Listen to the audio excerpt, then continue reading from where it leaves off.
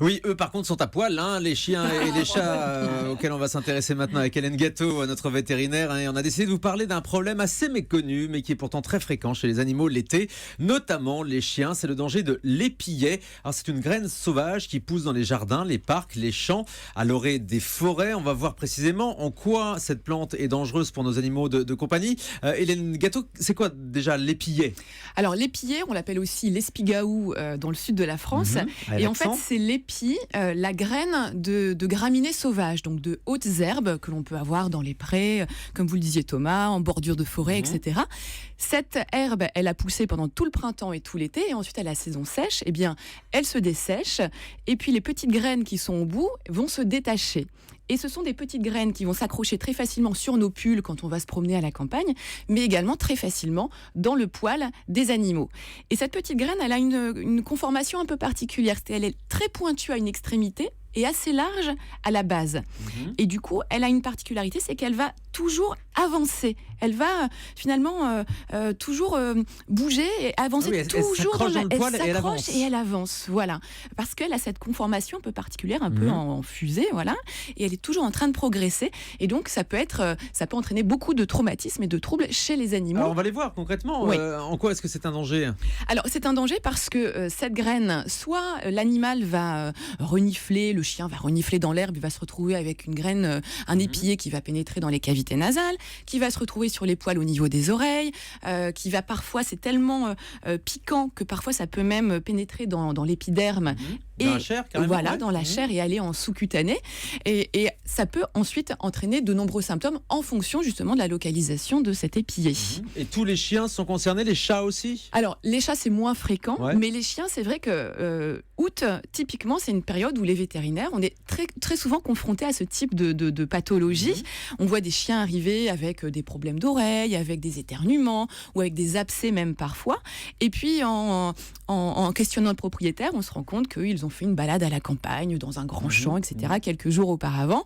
Donc, dans ces cas-là, on va rechercher un épillet, rechercher la présence d'un épillet. Comment vous faites?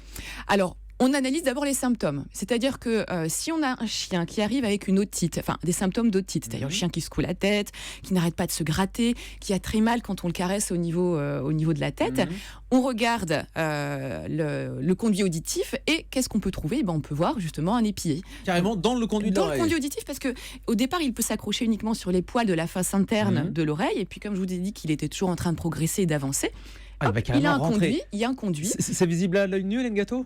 Alors, on peut utiliser un otoscope. Ça dépend de la.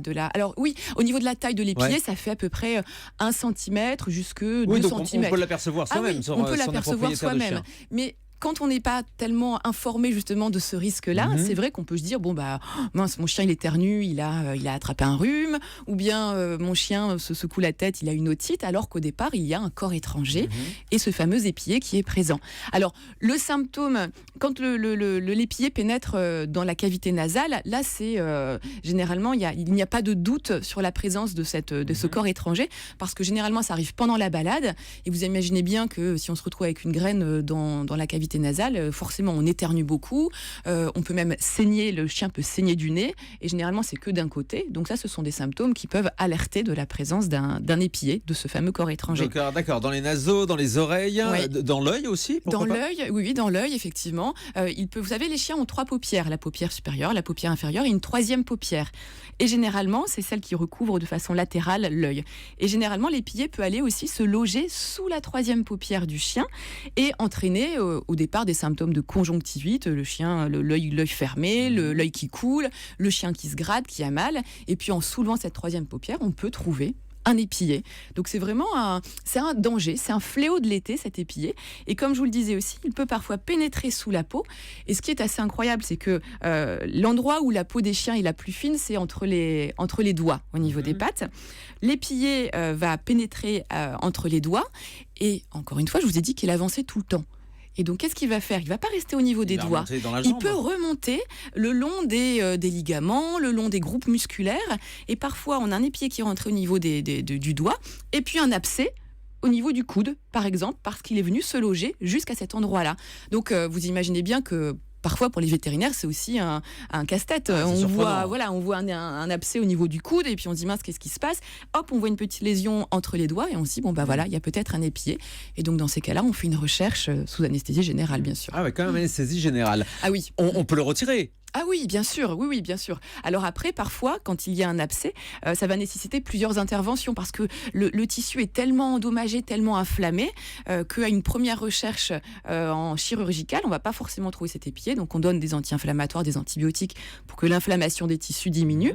Et puis ensuite, on peut réintervenir.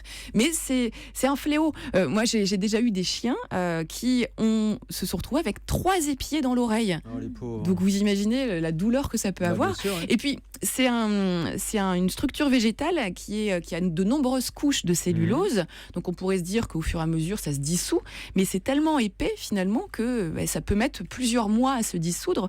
Donc on peut même trouver au mois de décembre un chien avec un épillé dans l'oreille. Il y aura encore les effets plusieurs mois plus tard. Et il peut avoir encore les effets plusieurs mois plus tard. Alors est-ce que les propriétaires, s'ils le repèrent, je pense que c'est pas très simple à faire, mais on peut le retirer soi-même? Alors déjà, en retour de balade, si vous avez une balade entre guillemets à risque, à la campagne avec des hautes herbes, moi je vous conseille bien évidemment d'inspecter le chien comme on l'inspecterait pour voir s'il y a la présence de tiques ou de parasites. Et bien là on recherche les épillés. Et surtout, une fois que vous le voyez, ne vous dites pas c'est pas grave, puisque là je viens de vous alerter sur les dangers que ça peut représenter. Donc on les retire, on regarde bien au niveau des oreilles, on regarde bien entre les pattes. Avec quoi? Avec une pince à épiler? Mais même il n'y a pas besoin. S'il est juste posé dans les poils, il faut juste le retirer. Il faut juste le retirer, il n'y a pas de souci. En revanche, tout ce qui est dans les oreilles, etc., je vous conseille d'aller voir votre vétérinaire pour ne pas blesser votre animal ou lui faire peur ou lui faire mal. Ça, c'est oui, et puis pour soigner les symptômes, évidemment. Qu'est-ce qu'on peut faire pour éviter ces désagréments? Parce qu'on va souvent se balader avec ces chiens quand même. Oui, il faut en profiter, ça c'est sûr. En revanche, si vous avez un grand jardin, il faut tondre la pelouse les hautes herbes de votre jardin et puis tondre aussi l'animal finalement, puisqu'on va essayer d'enlever les poils. Pas avec le même appareil, attention. Avec le même appareil, on va éviter.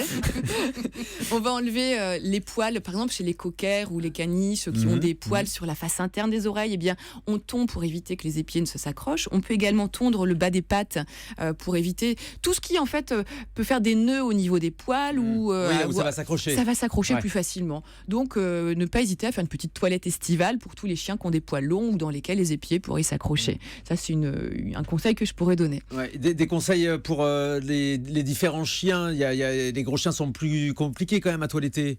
Oui, mais alors après, ça va dépendre effectivement du pelage de l'animal. Donc, si c'est poil long ou poil dur, dans ces cas-là, vous pouvez aussi aller voir le toiletteur pour vous faire aider. Et puis ensuite, vous savez, aussi une paire de ciseaux pour enlever les poils longs. C'est surtout les pattes. Je vous dis, le bas des pattes. N'hésitez pas à dégager vraiment le bas des pattes pour éviter la présence d'épillés et puis le risque de tous les symptômes dont je vous ai parlé effectivement pour les chiens.